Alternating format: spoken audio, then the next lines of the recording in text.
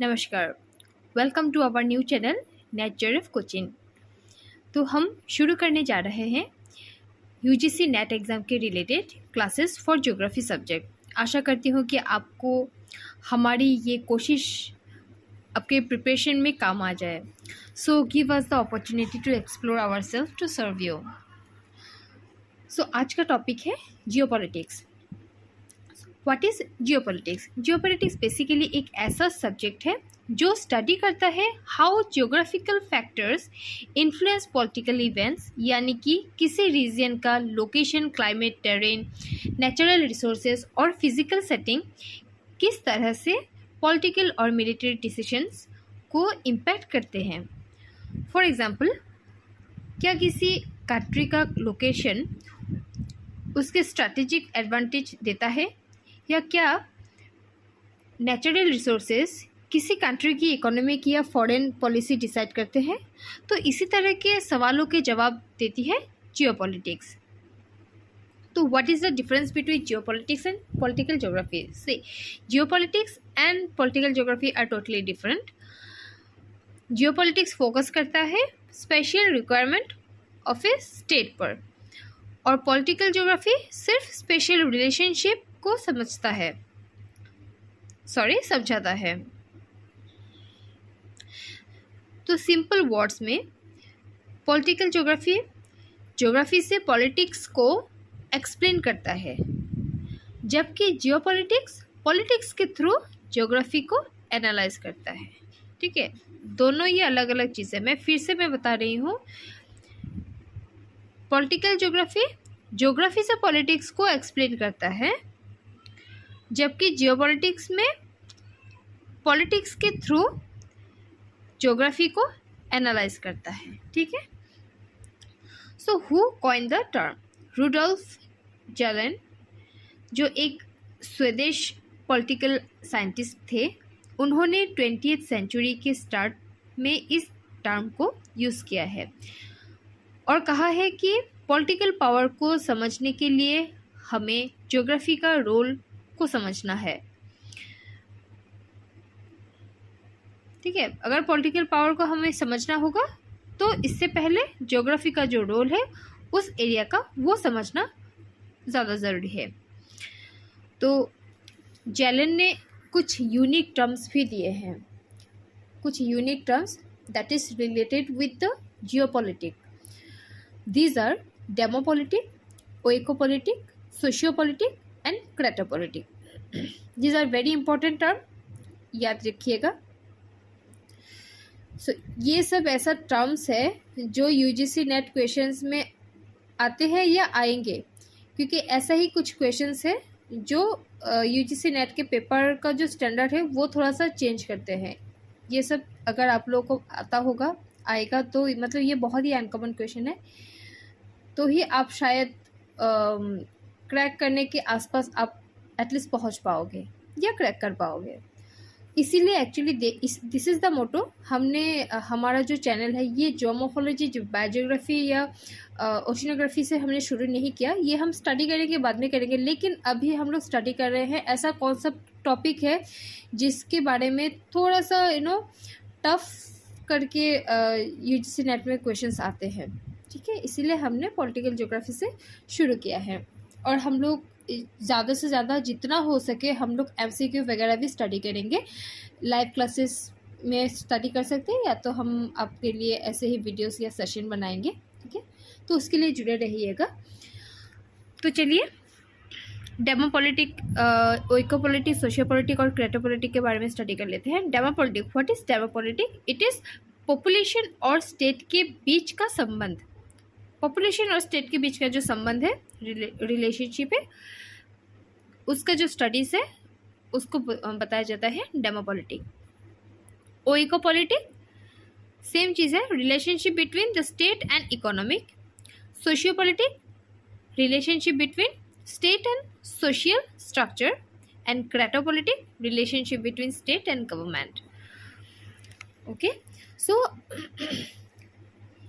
Frederick Ratzel उनके ideas से inspired, जिन्होंने 1897 में पॉलिटिशियन ज्योग्राफी लिखी है। तो रुडोल्फ जलन, इन्होंने जो कंसेप्ट जियोपॉलिटिक एक्सप्लेन किया है वो उसका जो आइडिया है वो आइडिया जो किताब है politician geography, which is the writer of Friedrich Ratzel, he is the writer actually, Friedrich Ratzel, उनके आइडिया से इंस्पायर्ड हुए हैं। नेक्स्ट है आपका evolution of politics as a concept. Geopolitics तो चलिए इवोल्यूशन ऑफ जियोपॉलिटिक्स के बारे में जानते हैं। सो जियोपॉलिटिक्स का कंसेप्ट नए ज़माने का नहीं है, इसकी झलक जो हमें एरिस्टोटल, प्लेटो और स्ट्रैबो के राइटअप में भी मिलती है। तो फिर 16th और 17th सेंचुरी में बॉडिन एंड मॉन्टेस्क्यू, इन्होंने एनवायरमेंटल डिटर्मिनिज्म के थ्रू जियोपॉलिटिक्स की बात की है। So can't also defined the field of geography and delineated its part with political geography being one of them, the part of political geography, so Ritter applied Darwinism to culture was seen as an organism। ठीक है, तो ये सब जो भी geographers का नाम यहाँ पे मेंशन है एंड विथ इट्स कंसेप्ट और any name of book, so these all are related with geopolitics concept। okay, so another one is Frederick Russell, जिन्होंने laws of territorial growth का इंट्रोड्यूस किया है, वहाँ पे भी जियोपॉलिटिक्स कंसेप्ट के बारे में मेंशन किया गया था। okay, and then Rudolf Jelen, as we mentioned previous, so Russell के आइडियाज़ को और एडवांस किए हैं उन्होंने, एंड उन्होंने कहा कि power is ultimate goal of a state, and then उन्होंने प्रेडिक्ट किया है कि फ्यूचर में land powers like Germany dominate करेंगी, नॉट मैरीटाइम पावर्स। ठीक है,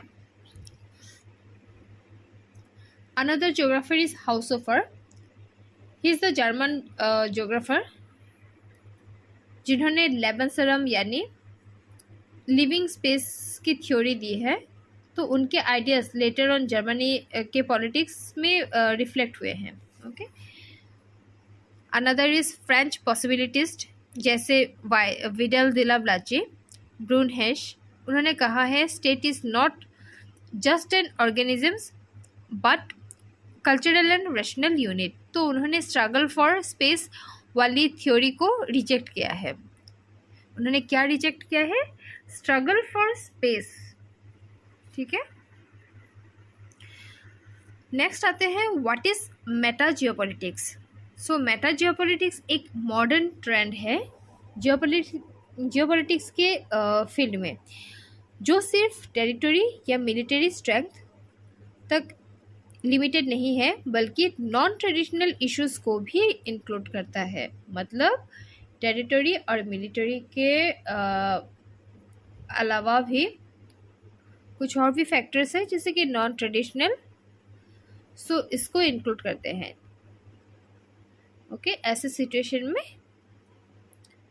इस कंसेप्ट को क्या कहा जाता है? Meta geopolitics. What is the key areas of meta geopolitics? Traditional geopolitics, technological geopolitics, economic geopolitics, environmental geopolitics, cultural and ideological geopolitics, health and biosecurity, social and humanitarian issues. So जैसे कि military power, territorial control, ये सब आपका आ जाएगा traditional geopolitics के ऊपर। And then technology geopolitics के ऊपर आ जाएगा AI, cyber war, space power. After that economic geopolitics के ऊपर आ जाएगा आपका ट्रेड वॉर्स, ग्लोबल मार्केट।